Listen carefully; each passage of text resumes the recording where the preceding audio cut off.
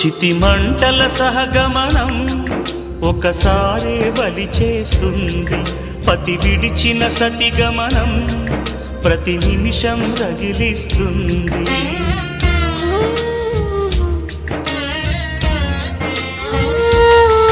ఆ జ్వాలలతోనే జీవించేటి ధైర్యం అందిస్తూ ఓ బంధువులారా దీవించండి దీర్ఘ సహనమస్తు.